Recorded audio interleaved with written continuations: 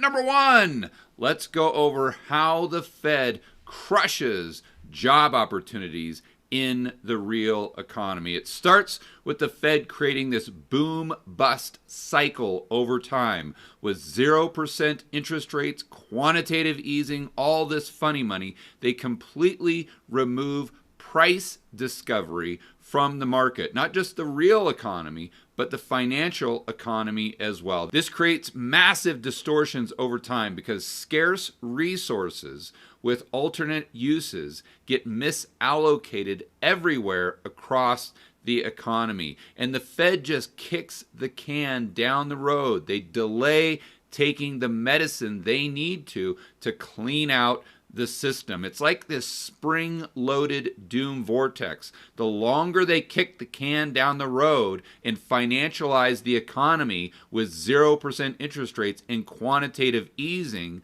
when we finally do get to a recession, it creates a doom vortex that's 10 times worse. The stock market crashes, which makes the corporate bond market crash, which implodes the pension funds, which reduces the tax base, so all the boomers have to take their money out of the stock market, which makes it go down even further.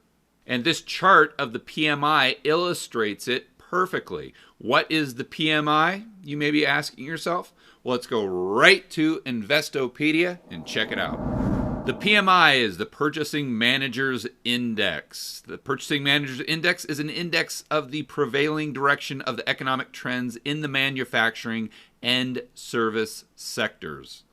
It consists of a diffusion index that summarizes whether market conditions, as viewed by purchasing managers, are expanding, staying the same, or contracting. The purpose of the PMI is to provide information about current and future business conditions to company decision makers, analysts, and investors. I want to point out something very important about the PMI that confuses a lot of people. It's a number that's just based on the attitude of this month compared to the last month. So if you see the PMI go down by a lot and then the next month go back up, it doesn't necessarily mean that conditions improved a lot. It's just that 50 is the baseline number. So let's just say that the PMI goes down dramatically and then the very next month goes back up to 50. It doesn't mean that conditions improved. They just stayed the same as they were last month. So let's look at a chart of the current PMI in the United States. It starts at 2012, goes all the way to where we are today. The bottom number is 25, the top number is 55. Again, the baseline number is 50. So if we get a reading of 50, it means nothing has really changed since the month prior. A reading over 50 means that the managers are more optimistic than they were the month before. A reading under 50 means they're more pessimistic. So starting in 2012 goes up nicely. It really stays up. It's doing well until we get to 2015. Then in 2015 it comes down, but that doesn't necessarily mean that the economy is contracting. Goes up nicely until we get to the cerveza sickness. Then it drops off a cliff.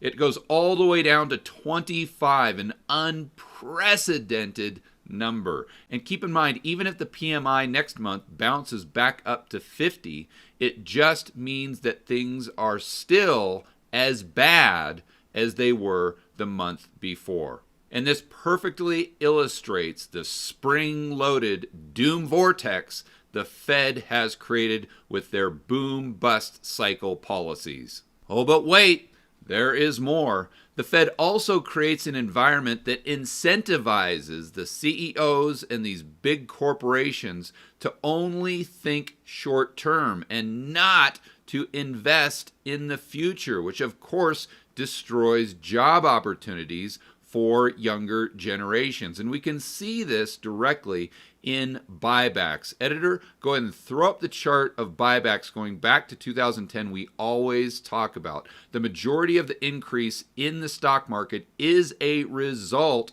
of corporations just buying their shares back. It isn't a result of the economy improving fundamentally. And I'm by no means the only person pointing this out. Let's go to a recent interview on CNBC with Chamath Palihapitiya. And I'm sure I'm pronouncing the name wrong. I apologize, Chamath.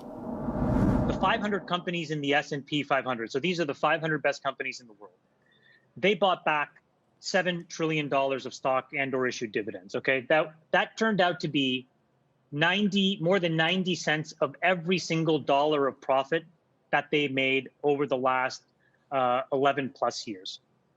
The federal government, as well as the Fed, between monetary and fiscal stimulus combined, have essentially transferred around $7 trillion now back to those said companies, as well as, companies slightly smaller than them.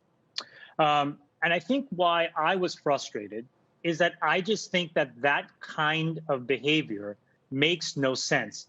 And instead of being punished, it has been rewarded. Instead of these actions being punished like they would in a free market capitalist society, they're being rewarded. I couldn't agree anymore. But Jeff Snyder takes it a step further in a recent blog post and really articulates well why the Fed has created this type of economy that's built on a foundation of sand.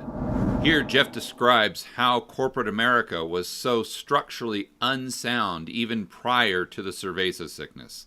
If businesses were already pushed toward the brink, they aren't going to be able to withstand these further massive pressures. Talking about the cerveza sickness. They had no room for error, no cash, or not enough of a profit cushion from what many had merely presumed had been an economic boom to leave them with a few months of spare capacity. But you can't absorb even a couple of months of huge cash losses paying all or most of your workers if you're already in the hole.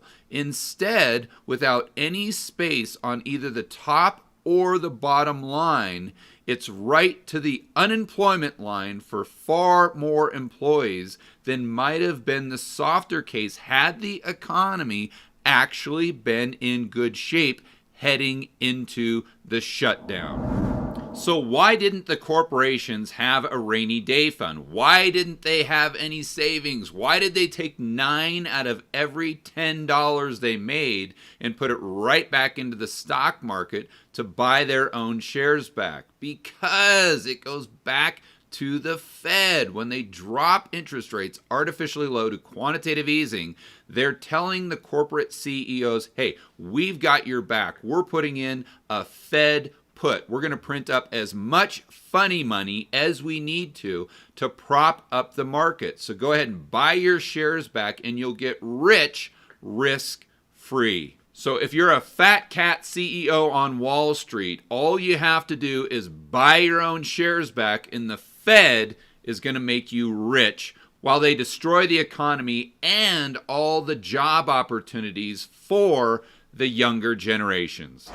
Step number 2, the Fed's policies increase asset prices and risk. Let's go right to the charts. One of my favorite, home prices adjusted for inflation going back to 1900. The average trend line right about 100. It stays very consistent up and down slightly until we get to 2000, 2002. Insert this guy right here with a beard and glasses saying, "We live in strange times." Who do you think that is? Of course, none other than Krugman, who's on every single ad before one of my videos. But he came in and actually argued that we should inflate a housing bubble to make up for the dot-com bubble. I'm not making this up. Let's go right to an article from Mises.org. And this is from a 2002 New York Times editorial from Krugman. Quote, To fight this recession, the Fed needs soaring household spending to offset the moribund, whatever stupid economic word that is, who knows what that means, moribund business investment. In other words, in normal people speak, to offset lower business investment. So, Alan Greenspan needs to create a housing bubble to replace the NASDAQ bubble, straight from Krugman himself. And if you're not already going to Mises.org, definitely check it out. It's an awesome website, Austrian economics. It's a place where guys like Lou Rockwell, Tom Woods, and Bob Murphy put the smackdown on Keynesians just like Krugman.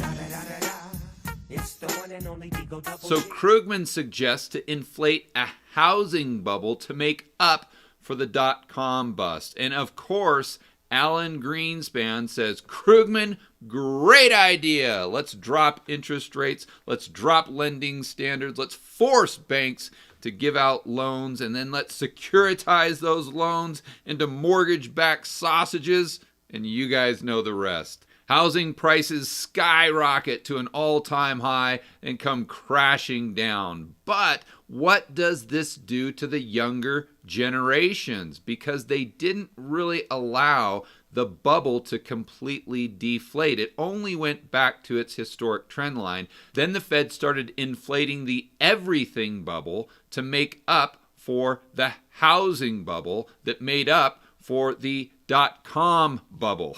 You see how these things work. So what ends up happening is home prices get artificially higher and higher and higher, and it prices the younger generation out of the market. Insert Moody the millennial right here with their blue hair, and it is they because I haven't found out their preferred pronouns, but they are having a great old time. Actually, no, they're not having a very good time. Moody is really bummed out, even though they have their cell phone and they are playing TikTok. I think they are bummed out because they only have a Prius worth $3,000 and a bicycle worth 75, and that was prior to the cerveza sickness, so worth a lot less now. But Moody looks at the housing market and they say, damn it, Krugman, why on earth did you suggest that we keep inflating these bubbles? Why did the Fed decide to take you up on your suggestion? Because if the Fed wouldn't have inflated the everything bubble, housing would be a lot more affordable. If I wanted to buy a house, let's say it's $100,000, I come up with $15,000 as a down payment. It might be a stretch for Moody, but if they get a couple extra jobs, maybe in the gig economy, they can save up 15 grand. Instead, the Fed and Krugman inflated the everything bubble that took housing prices up to where they are today. In some markets, even higher than 2006. So instead of Moody only needing $15,000 for a down payment, now Moody needs $30,000 for a down payment, most likely pricing them out of the market. And let's not forget, Krugman and the Fed not only priced Moody out of the housing market, they also increased Moody's risk if they want to invest in the stock market. Let's check this out. We go to a chart of PE ratios, the CAPE ratio, going back to 1880 all the way to 2020. The PE ratios go from 0 up to 40. Going back to 1880, they start off pretty darn flat, come down to a low in 1920. I'd like to make a note, right after the Spanish flu. They go straight up through the roaring 20s and peak out at the stock market crash of 1929. Stocks come all the way down. We have the Depression, World War II. but you can see it's pretty consistent throughout this whole time, usually ranging from a PE of 20 down to 5. This takes us all the way to the 1990s, where we know what happened. The dot-com bubble took stocks' PE ratios all the way up to 45, an all-time high, even higher than we had in the bubble of the late 1920s. And we get to the top of the dot-com bubble, but we know what happens then. Comes crashing down, but notice it stops right around a PE ratio of 25. The market isn't allowed to clear because Krugman and the Fed come in and want to re-inflate an asset bubble. So this takes us to 2009, where of course it comes crashing down. Finally, the market is allowed to clear to a certain degree, but then the Fed comes in late 2008 and starts quantitative easing, which takes the stock market all the way back up to all-time highs and a PE ratio higher than we had in 1929 and very close to what we saw in the dot-com bubble. And of course, the problem with this for Moody and the younger generations, that if they want to invest, let's say they've got a 401k, they want to do the prudent things, save their money, invest in the stock market, buy a home. You can see how they're already priced out of the housing market. And even if they do buy, it's a lot more risk because they have to buy at all-time highs. But even with their 401k, if they buy, they've got to buy into the no bueno zone. And what I mean by that is you can see throughout history, going back to 1880, once we get above 15 on the CAPE ratio, the stock market becomes increasingly more risky. As we go below 15 on the CAPE ratio, it becomes less risky. So what we're doing to the younger generation is we're forcing them, or we're only giving them the opportunity to invest in the stock market at times when it's the most risky. And because we're stepping in with the Fed put, we're not allowing them to buy when it's a lot less risky. Step number 3, the Fed also destroys the younger generation through the inflation tax. This works several different ways, but the bottom line is the younger generation ends up paying for all the boomers' bubbles. First and foremost, when they get into the job market, it's totally depressed because of the reasons we discussed in step number 1. The corporations aren't investing for the long term. They're not investing in creating more jobs, growing their business, because the Fed comes in, lowers interest rates, does quantitative easing, prints up all the funny money they put in the Fed put, so it incentivizes the corporations and big businesses to take that money and just buy their own shares back, invest in the financial economy as opposed to the real economy.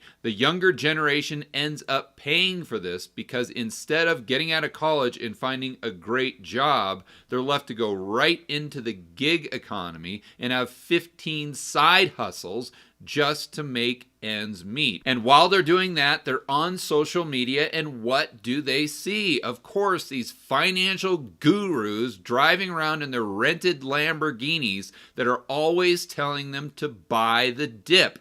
Go into stocks, go into penny stocks. Whatever you do, you've got to do this because you're going to get rich and you can be driving a Lamborghini just like the one I've got parked here in my garage. Of course, we've all seen the commercials. We've all seen these guys on YouTube. So the millennials or the younger generation, because they can't get ahead by just working hard, because the economy is so fragile and because the economy has been so distorted by the Federal Reserve, they see the only way to get ahead is go into the stock market. So they set up an account with Robinhood, oil goes crashing down, and what happens? Editor, go to the article from CNBC. They pile straight into USO, the exact ETF I went over on my video the other day, and I showed it doesn't track oil at all. All it does over time is just go down.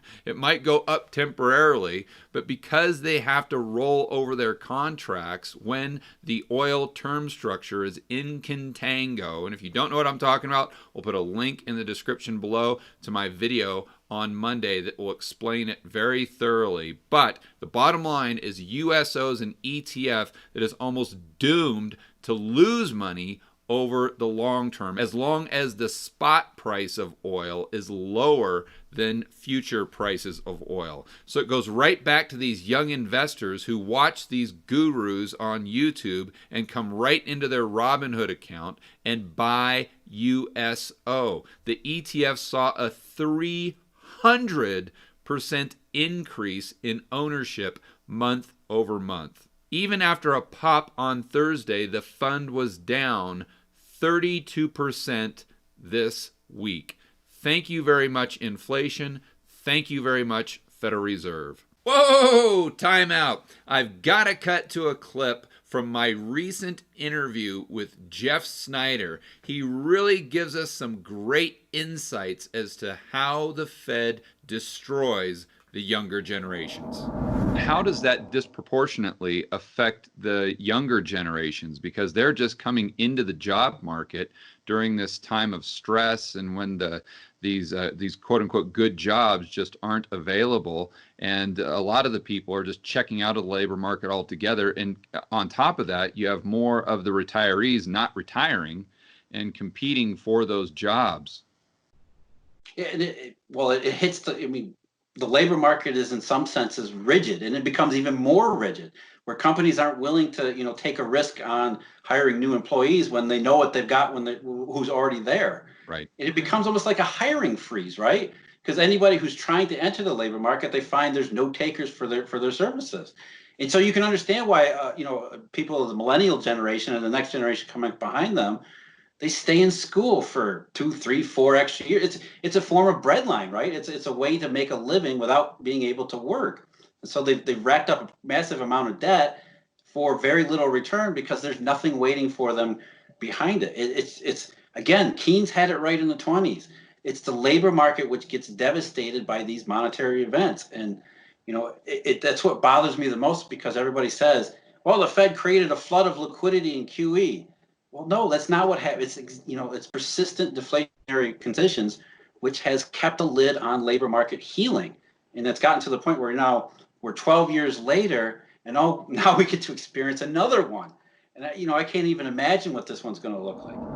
But that's just the tip of the iceberg when it comes to the taxes that the younger generations are going to have to pay because of what the Fed is doing. This is when they really get crushed. And what's ironic is this part of the equation is what nobody is talking about. In fact, I'm the only person, and I mean this quite literally, that I've ever heard talk about the changes to the tax code back in 2018 that's going to screw over the younger generations. Let's go right to a chart of the CPIU and the CCPIU. And this is straight from the Federal Reserve's website. This is per the Tax Cut Job Act, appropriately named, of 2018. Like Ron Paul and Peter Schiff always say, if you want to know what a government program will actually achieve in real life, just look at the name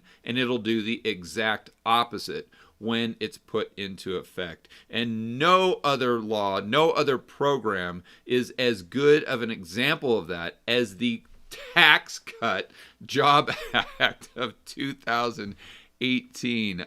This really gets under my skin. But how this works, the chart starts at 2002, goes to 2020.